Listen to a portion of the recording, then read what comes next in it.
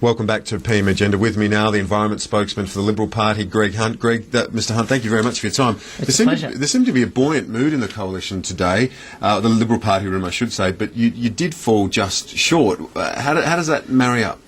There was a great, genuine, deep sense of purpose and of pride. Pride because we had people such as Wyatt Roy, the youngest ever MP, Ken Wyatt, the first Indigenous representative in the Australian House of Representatives, people such as Natasha Griggs, Josh Frydenberg, Alan Tudge, Dan T. And so this great group of people, and we have a sense that we are right on the edge of government, and our task now is to hold the government to account for what is already emerging as descent into chaos. Yesterday, the mining tax, the figures fell apart. Support from the independents seemed to be wobbly. Today, we have the Greens. Bob Brown has put the kibosh on offshore processing. And tomorrow, Peter Garrett will probably be reappointed to the ministry, which is inexplicable, unacceptable, and must not be allowed to happen. Well, so we have a descent into chaos already. But this optimism, how long can it last when the reality sets in that you remain in opposition and could be there for 3 more long years? Politics is the longest marathon, and we are committed to the idea of good government. And the point is this, it's about having a sense of purpose. So the first purpose is accountability for a government which is showing early signs of descent into chaos. The second purpose is about the sense of the Australia we want to create, the alternative government, this sense of majestic possibility for each life and the vision of building the world's best economy, not one which is constrained with bad decisions such as the mining tax. So we have both of those elements. But you can do a lot more from the Treasury benches, and you have fallen just short. And I suppose, how can you keep the optimism there when you know that you were just 1 seat or 2 seats away from victory, but that's quite a gulf if the government can establish a bit of stability here? I don't believe the government will establish stability. Early signs of chaos, as I say.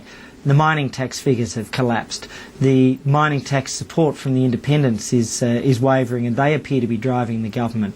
We've seen today the Greens driving the government and sinking their offshore processing. So, and tomorrow, as I say, something like Peter Garrett being reappointed to the ministry, how preposterous. Julia Gillard should rule him out and should release the figures on fires and on floors under home insulation immediately. But we are seeing signs of chaos, and on our side, purpose comes from belief. And we believe in what we're doing, and we believe in the sense of a better Australia, and we think things can be better, and we know we can deliver it, and so we will fight. How long can you go with that negative line, though, because you're questioning the government's legitimacy, as you say, you're pointing to, and Joe Hockey and others did it as well, referring to chaos in the government. They've barely been there a couple of days, and already you're labelling them as chaotic. They've barely done anything. Now, in terms of your own approach, don't you need to be constructive? Don't you need to show that you are a viable alternative rather than just keep on with the attacks? We have 2 tasks. We have a task in terms of accountability and this already signs of erosion, and we have an important task in terms of saying we are an alternative government. Now, we have a full suite of policies and we are ready, but we will go further. There will be a sense of the majestic vision of possibility in each life. There will be a sense of how we will take the next step to build the world's best economy. We can create a society which is as livable as any in the world, and an economy which is the best in the world, and we will set out the approach to that. But we have that basis. If we had to go to an election tomorrow, we could. I believe that this Parliament has a considerable way to run, but I believe that the fortunes of this government are on the decline, not the improve, because I do not believe, sadly, that Julia Gillard has judgment. But you mention, the accountability for the government, that your vision, but you could go more, couldn't you, in this current climate, in this current landscape? You could actually introduce your own constructive legislation and work with the Greens, work with the independents yourselves, who have said that they're willing to work with you. So actually have a legislative agenda that you're willing to push ahead with the Greens. But it sounds like you're just criticising the Greens and the independents and not willing to work with them. No, you are correct that we can have that agenda, and guess what? We will. I am already. But how does that work when you're criticising the Greens and everyone else? No. How can you work with them? We will work with whomever is necessary to produce the right results for the country. This will be, I think, a good parliament, but a bad government. And I look forward to working with, whether it's the Greens or the independents, whether it's Andrew Wilkie or others, to produce the best results. So under difficult circumstances, we will be constructive. 80% of legislation in the previous parliament had bipartisan support. The test for Julia Gillard: will she commit today to putting through Executive Council to the Governor-General any legislation which we sponsor, which goes through the lower house, which gets support in the upper house? Will Julia Gillard guarantee support through the Executive Council to the Governor-General for our legislation if we propose and have it passed? What do you make of the climate change committee that's been that will be established with the alliance between Labor and the Greens? What are your thoughts on that? You've argued for action on climate change for decades. You believe in the science, Yep. unlike some of your colleagues. What about this committee? Do you think it's a good idea? I think it's a bad idea. I believe in the science. I believe in action.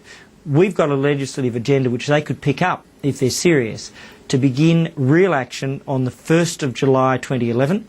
We've got the plan for direct action to reduce emissions from power stations, to reduce emissions from our landscapes, to capture carbon. They've also got direct action. But what about this idea that, first and foremost, do you think it's inevitable at some point that there will have to be a price on carbon at some point into the future? Look, I don't believe that anything is inevitable. I think that action on climate change is necessary, desirable.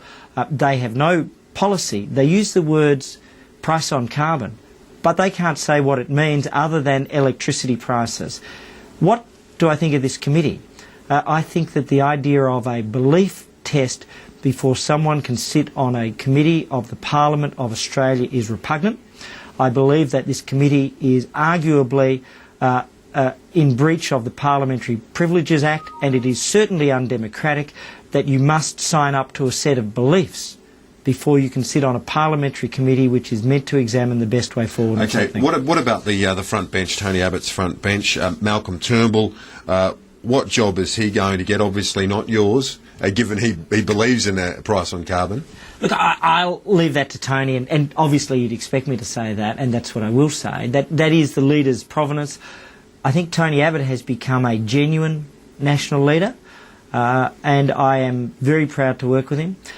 Tony will make his decisions, but what you see is that there is a great combination at the moment of established capability and then extraordinary new capability which came in last term and which has come in this term. That's a tough job for him to get everybody in, and I actually don't envy that.